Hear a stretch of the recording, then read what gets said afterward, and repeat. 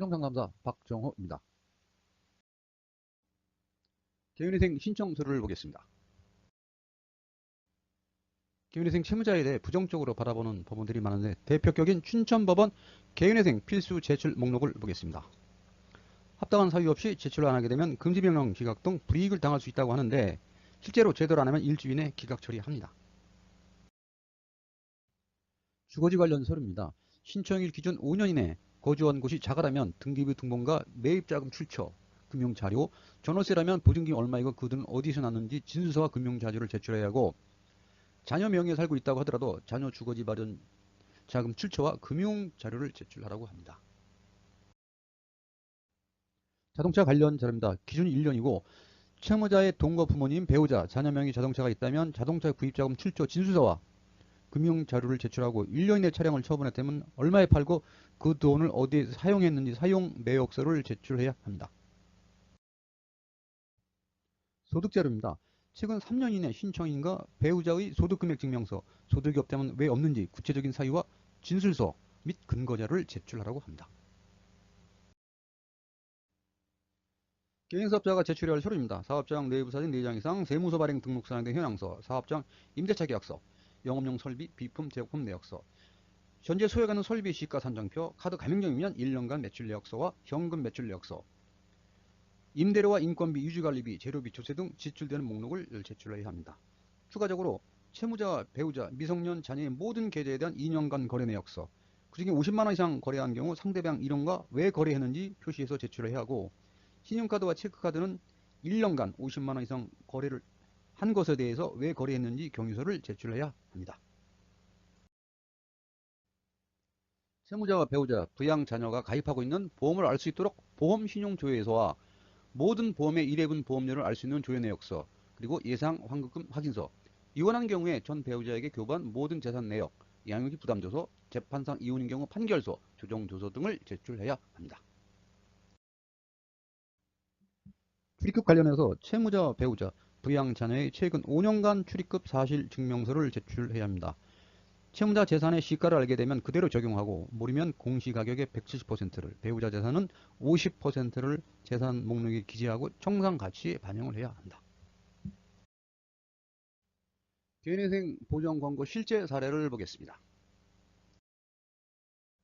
개인회생 보정 권고입니다. 보정서 제출 기간은 평균 14일입니다.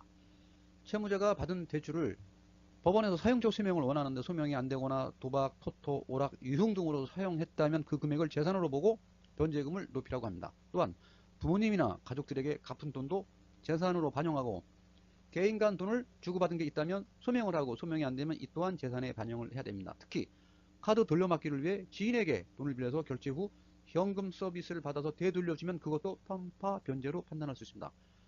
청산가치에 반영하라는 것은 변제금을 더 내라는 것입니다. 신용카드 보정 권고입니다.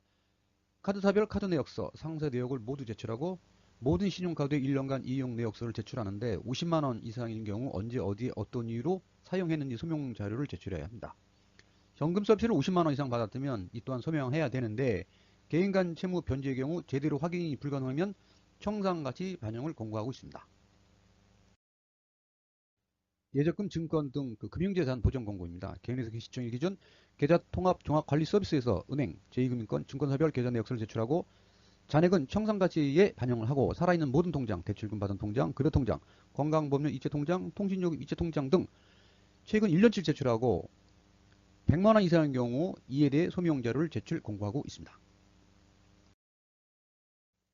신용카드와 현금 서비스 사용처에 대하여 밝힐 수 없는 경우 현금 인출이나 다른 계좌 이체부, 생활비 등으로 사용한 경우에도 최종 사용처가 소명되지 않는 경우에는 해당 금액 전부를 청산가치에 반영하거나 변제기간을 늘려 변제율을 상향하도록 하고 개인채권자에게 대한 편파 변제, 임의 대여 및 증여한 금액, 경제적으로 독립이 가능한 배우자, 성인 자녀, 부양 대상이 아닌 부모 등을 포함한 친인척의 카드 대금 변제 등 채무 변제액, 증여액을 포함해서 타인의 채무를 변제한 경우에는 당사자별 금융거래 자료를 첨부하여 별도로 표를 정리해서 밝히고 해당 금액 전부를 청산가치에 반영하거나 변제기간을 늘려 변제를 상향 조정하라. 그리고 편파, 변제 등 부인권 대상이 되는 경우 청산가치에 반영하지 않으려면 소명자를 첨부해서 부인권 대상이 안 된다는 그런 특별한 사정이 있는 점을 밝혀라. 결국은 편파 변제라든지 그 청산가치 반영에 어떤 이의가 있으면 그 점을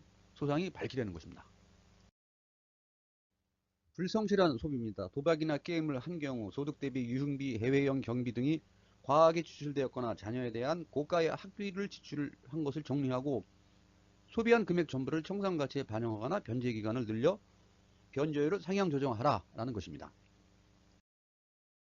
폐업한 경우 폐업 당시의 비유동자산 및 미수금, 외상매출금, 재고품 처분 경위와 반환받은 임차보증금 사용처를 소명하고 소명하지 못하면 재산 목록 및 청산가치에 반영하라는 보전공고입니다. 지금까지 개인회생 신청 관련 자료와 보전공고에